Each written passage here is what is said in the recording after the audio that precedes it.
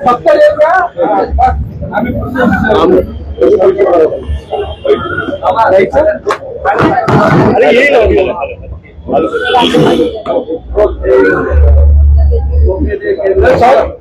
मुंबई घटना घडली आहे, रेल्वेमध्ये कर्मचाऱ्यांचा मृत्यू झालाय, रेल्वेतून लोक बाहेर पडत होते, कसं बघता सगळं यंत्रणा फेल झाली आहे का मुंबईची? रेल्वे अपघात जे गेले आता रेल्वे अपघातामध्ये गेले हे दुर्दैव आहे, त्याच्याबद्दल काही प्रश्नच नाही. परंतु रेल्वेमध्ये मुंबईच्या रेल्वेमध्ये रोजच्या रोज अपघात होत आहेत. असं मला नाही वाटत एकही दिवस असेल की रेल्वेमध्ये अपघात नाही झालाय, कोणाचा हात नाही गेलाय, कोणाचा पाय नाही गेलाय, कोणी गेलेलंच नाहीये, असं एकही दिवस गेलेला नाहीये. प्रश्न असा आहे की ती रेल्वे चालते कशी, हे जगाला एक आश्चर्यच आहे. तर अनेक वर्ष याच्यावरती अनेकदा मुंबईतल्या लोकांनी हा गोष्ट केंद्र सरकारला सांगितली की त्याच्यासाठी एक वेगळं महामंडळ तुम्ही करा, ते रेल्वे मंडळच वेगळं करा, कळलं का? अजून काही होत नाहीये त्या सगळ्या गोष्टींसाठी. आणि रेल्वे मुळात एक गोष्ट आपण बघितली पाहिजे याच्यातनं की या शहरांचं सगळ्याच आपल्या शहरांचं काय झालंय. नुसता हा रेल्वे पुरता मध्ये विषय नाहीये. मी त्या दिवशी माझ्या एका मुलाखतीमध्ये पण मी सांगितलं होतं की हा सगळ्या शहरांचा आपल्या विचका झालेला आहे. एक तर रिडेव्हलपमेंटच्या नावाखाली रस्ते नाहीयेत आणि नुसत्या उंच उंच इमारती उभ्या राहत आहेत या सगळ्या ठिकाणी. आणि रस्ते नसल्यामुळे पार्किंगची व्यवस्था नाही, पार्किंगची व्यवस्था नाही म्हणून ट्रॅफिक अडला जातो. कित्येक मी तुम्हाला आता पुण्यामध्ये पण अनेक ठिकाणी असेल, मुंबईमध्ये तर अनेक ठिकाणी आहे, अनेक ठिकाणी ठाण्यामध्ये अनेक ठिकाणी की जर समजा कुठे आग लागली तर फायर ब्रिगेडचा बंब नाही जाऊ शकत तिकडे आतमध्ये. अशी आपली सगळी शहरांची अवस्था झालेली आहे. कोणी शहराचं प्लॅनिंग म्हणून मागे मी म्हटलं होतं की टाउन प्लॅनिंग नावाची काही गोष्टच नाही आपल्याकडे. मी गेली इतकी वर्षाचे मी तुम्हाला सांगतो की बाहेरून येणारे जे लोंढे आहेत आपल्या सगळ्या शहरांवरती आदळणारे, याच्यातच ही रेल्वे कोलमडली कशासाठी? रेल्वेचा बोजवारा उडालेला आहे, सगळ्या अख्ख्या ट्रॅफिकचा बोजवारा उडालेला आहे. लोकांना चालायला फुटपाथ नाहीयेत, ट्रॅफिकसाठी वाहनांसाठी रस्ते नाहीयेत, कोण येत आहे कोण जात आहे माहिती नाहीये. नुसते तुम्हाला मेट्रो आणि त्या काय ते तुमचे बाकीच्या सगळ्या सोयी सुविधा करतात ते काय मेट्रो आणि काय करतात मोनोरेल, याने प्रश्न नाही सुटणार. मुंबईमध्ये मोनोरेल्स आहेत, मेट्रो आहे, सगळ्या गोष्टी रेल्वे आहे, बरोबर आहे. मग गाड्यांचं रजिस्ट्रेशन थांबलं का? टू व्हीलर फोर व्हीलरचं रजिस्ट्रेशन थांबलंय का? नाही थांबलंय. म्हणजे त्या गाड्या येतातच आहेत. म्हणजे नक्की मेट्रो कोण वापरतंय, मोनोरेल कोण वापरतंय, कोण काय करतंय, काही कोणी पाहायला तयार नाहीये. सगळेजण फक्त आपले निवडणुका आणि प्रचार आणि सगळ्या याच्यातच सगळे गुंतलेले आहेत. शहरं म्हणून याच्याकडे बघायला कोणी तयार नाही. आणि शहरांबद्दल बोललेलं याच्यावरती तुमच्या चॅनलवरती त्याला किंमत नाही.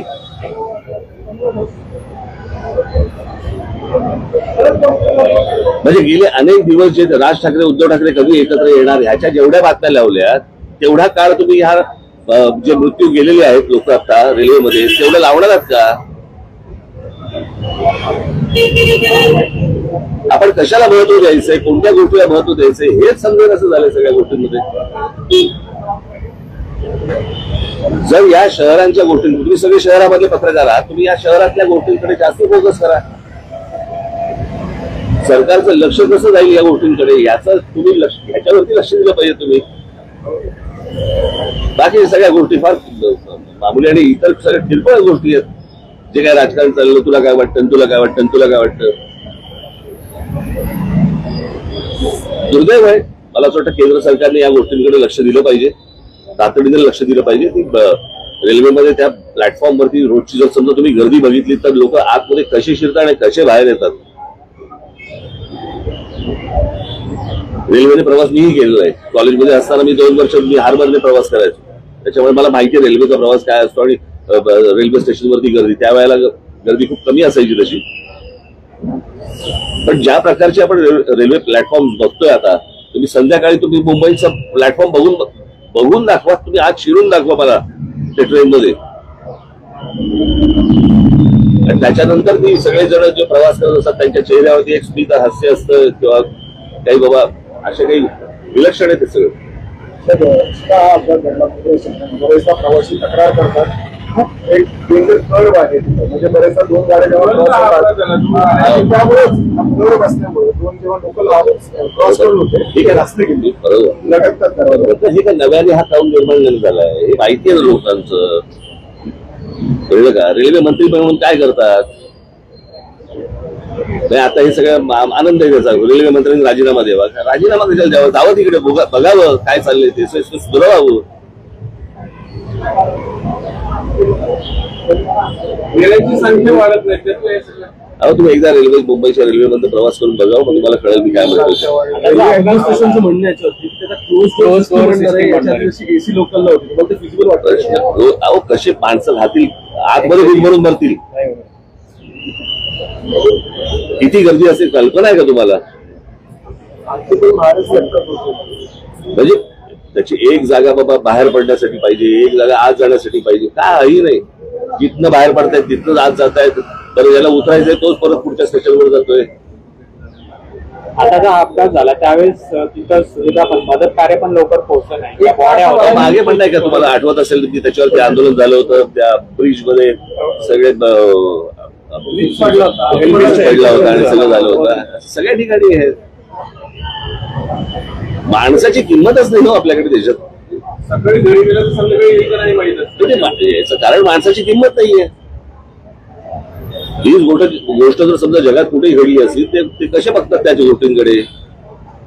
आपले हे सगळे जातात ना आता परदेशामध्ये जातात, सगळे जग बघून येतात. मग हे सगळे मंत्री संत्री जे जातात ते काय नक्की घेऊन येतात? तिकडची रेल्वे तुम्ही आणू नका, बाकी विचार तरी आणा, तोही नाहीये. फ्रस्ट्रेटिंग आहे.